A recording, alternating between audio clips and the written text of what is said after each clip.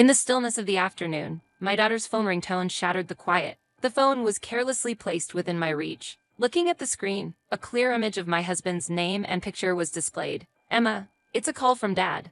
I wonder what he wants." With a slightly flustered look, Emma replied, "I'm a bit busy right now. Can you put it on speaker?" Heeding Emma's request, I quickly activated the speaker mode. Instantly, my husband's voice filled the room. "Hey, how's everything over there? How's your mom doing?" "Yeah, she just woke up." "Really? Is she fully awake now?" My husband's voice clearly contained a mix of surprise and excitement. I had no idea what they were talking about. However, I could sense that the topic of their conversation was something significant. Internally shaken, I listened closely. I spend my days as a full-time housewife, protecting our home. Our family life with Mike, myself, and our growing daughter, Emma, was generally peaceful. I met Mike several years ago through a mutual acquaintance by chance. I was increasingly drawn to his sincere and straightforward personality, and our relationship deepened, eventually leading to marriage. "Lisa, thank you for taking care of our home every day. Since it's a holiday, why don't we go somewhere special next time?" That sounds lovely. How about we visit that popular hot spring destination everyone's talking about? That famous hot spring place? It's been a long time since we last visited a spa. Considering how tired you must be from daily chores and raising Emma, it sounds like a perfect way to refresh. Mike and I cherished our time together as a couple. On our days off, we often visited nearby tourist attractions and hot springs. After Emma was born, our holidays involved going to places she'd enjoy, like theme parks or zoos. However, about 15 years into our marriage, the dynamics between us began to change. The warmth and understanding we once shared faded, especially noticeable in Mike's behavior. The dinners I painstakingly prepared often went untouched, as Mike would dine out and come home late. "Mike, you had dinner out again? It would help if you could let me know in advance. I made your favorite dish." Why are you always nagging? Who do you think works outside all day? Isn't it your job to take care of the house? Lately, Mike would get easily irritated and raise his voice whenever I pointed something out. Mike had built a successful career in a civil engineering company. His physique and assertiveness were well known at work. It was no different at home. However, lately, he's been quick to anger. More often than not, that anger was directed at me. Our early days, filled with mutual affection, seemed a world away. Many saw us as the perfect couple. I've often contemplated escaping this life with him, but our beloved daughter, born out of our union, keeps me anchored here. His demeanor changed dramatically about 3 years ago. Before that, Mike was an understanding husband, always cherishing me. "I'm home. What's for dinner?" "Welcome home. I'm still cooking. Just wait a little." "What are you talking about? Isn't it dinner time?" This is the problem with stay-at-home moms. "I'll go eat out." "Just wait a little longer. I'm almost done. I know it's dinner time." "Isn't it expected for dinner to be ready by the time I get home? Why can't you manage such a basic task?" "Never mind, I'll go out to eat." Wait a moment. At first, he was just mildly displeased when dinner was not ready on time, but it gradually turned into him venting his stress through verbal and physical abuse. He began to strike in places where the injuries wouldn't show, making the pain even more intense. Mike I once loved gradually became a stranger. This year, our daughter started her 9th grade. She is contemplating her choices for high school. Aiming for high academic goals, she often comes home late. This is due to study sessions with friends and after-school classes. Despite the strained relationship between us, we pretend to be a happy couple, so she remains oblivious to the occasional rough treatment I endure. While he always acts like the ideal father in front of her, our growing daughter, with her strengthening individuality, doesn't seem too interested in his behavior. She has a habit of having dinner even when she returns late. She always reports to me if she's dining out with friends. One evening, while my husband was relaxing in the bath, our daughter came home. "I'm back. It was a long day, but I'm super hungry." "Welcome back, Emma. Since you were a bit late, I prepared a light meal." "You always look out for me, Mom." "Oh, did Dad skip dinner and go out again?" "Yes, it seems he had something outside." "Dad's been doing that a lot recently, hasn't he? If he just let us know, we wouldn't have to wait." "I know, right? But Emma, you must be tired from studying hard every day, right?" "Yeah, but I'm working towards my goals, so I'm still energetic. It's just a bit disappointing to see so much food left over. We could have reused it for school lunch." "It's okay, Emma. Don't worry about it." "But Mom, your cooking is so delicious. It's such a waste for Dad to eat out all the time." When Emma finished her meal, she took a relaxing bath and then quietly returned to her room. During this period, she's been focused on studying for her college entrance exams. I can consider divorce later. For now, I prioritize building a peaceful home, even if the relationship with my husband is cooling off.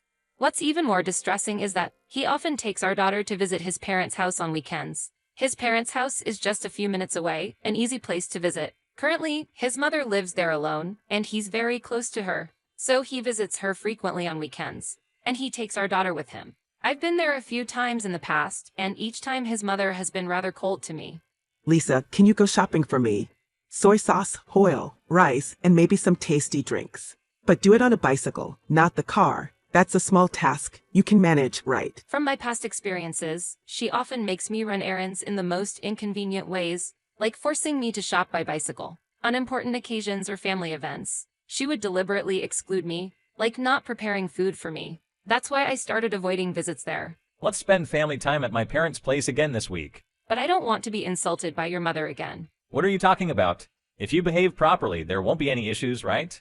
Why don't you consider my feelings or perspective? This is so bothersome. Fine, you don't have to come anymore. Over time, my husband's attitude changed, and he stopped asking me to accompany him. However, he started taking our daughter with him. Despite her busy study schedule for advancing her education, the daughter hesitated to decline, but the husband persistently refused to listen and took her with him. When the husband returns from his in-laws' home, he is in a good mood, and they can spend a peaceful evening. However, the biggest concern is the daughter's changed demeanor. Recently, when the daughter returns from her in-laws' home, she clearly appears to be depressed and she's been spending more time locked in her room. It's obvious the mother-in-law deeply loves the daughter, so it was hard to believe she would receive the same kind of unpleasant treatment that I had experienced in the past. Late at night, when the house was wrapped in silence, the daughter quietly came out of her room. Her eyes were red with tears, and she had a sad look on her face. Mom, I actually... What's wrong, Emma?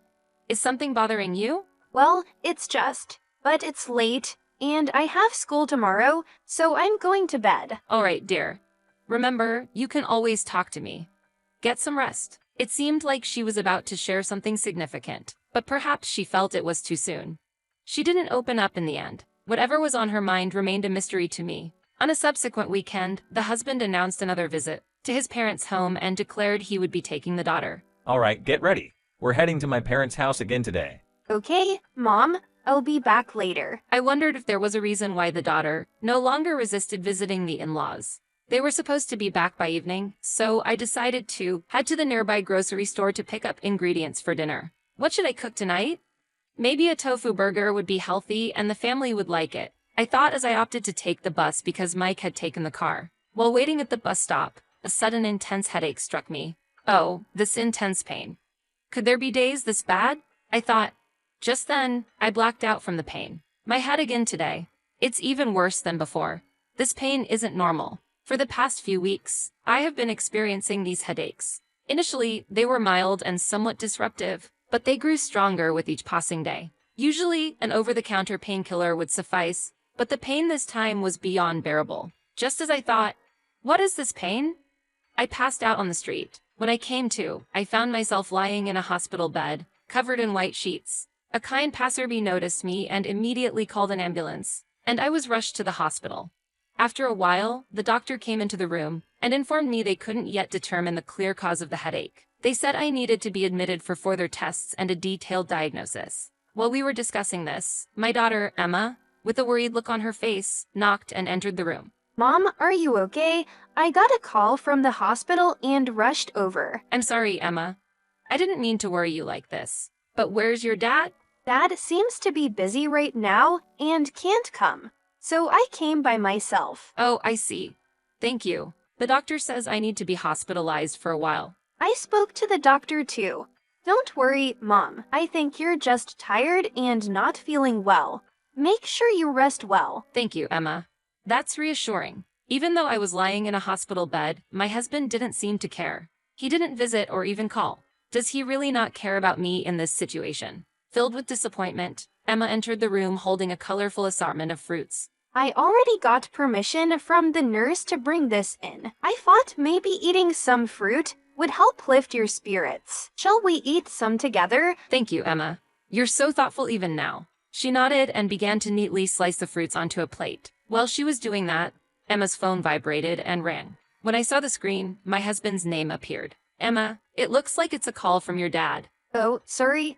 Can you answer it on speaker while I wash my hands? Complying with her request, I turned on the speaker mode. My husband's voice clearly echoed in the room. Emma, can you hear me? How's your mom doing? She just woke up a little while ago. Really? Is she conscious now?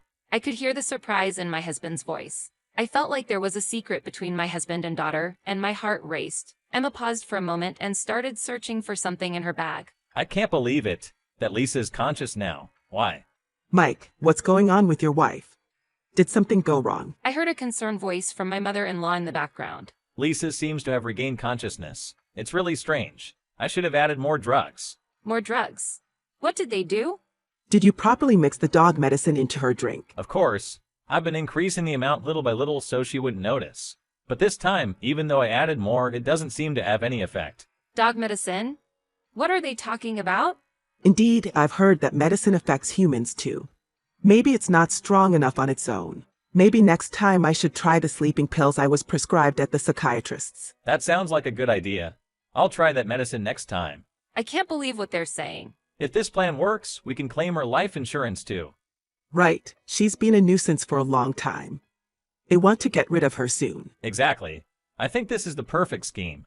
And the next steps are already going according to plan. What next steps? As if forgetting I was there, the two continued their conversation. If she's gone, a new marriage path will open up. My next emotional outlet target would probably be Emma. Initially, when you said you'd raise her in our home, I never imagined, but we need her for our emotional release too. Don't worry, Emma has been properly trained under me. That's true. At first, she was resistant and rebellious against us, but now she follows our orders. Exactly. But Emma, you can't tell your mother about this. If you do, you know the consequences. If there's any change in her condition, contact me immediately. See you later. The sound of the phone hanging up resonated, and I stood there in shock, unable to process the shocking truth. Next to me, my daughter carefully put away the items she had taken out during the call. Mom, I'm sorry it's come to this, but I'm going to tell you everything now. Please listen. My daughter took a deep breath and began to explain everything. Mike had been having an affair with another woman, and it had been going on for over 3 years. Even more surprisingly, mother-in-law knew about it, and whenever Mike visited mother-in-law's house, that woman would visit at the same time. The reason my daughter was left with mother-in-law was not only for Mike to gain custody, but there was more. After I was gone, it seemed Mike was training our daughter in a specific way to be a target for him, to release his stress and anger. One day, when my daughter stepped out of the shower and removed her clothes, numerous bruises and scars became evident on her body. My husband's actions were cruel, but surprisingly, even my mother-in-law and my husband's mistress had a dismissive attitude towards my daughter, and they constantly made unfounded accusations and slandered me. At first, my daughter resisted their behavior. However, my husband threatened her, saying that if she defied them, I would pay the price. Therefore, considering my safety, she remained silent and didn't tell me anything. Once, during a visit to my in-laws, she accidentally overheard my husband and mother-in-law planning to kill me. My husband's plot was clever. He planned to initially mix dog medication into my food little by little, and then gradually increase the amount. Armed with this shocking information, my daughter continued her daily investigation to uncover the truth and gather evidence. Then, one day, when they heard I was rapidly deteriorating, they seemed to welcome the news. They instructed my daughter to check on my condition.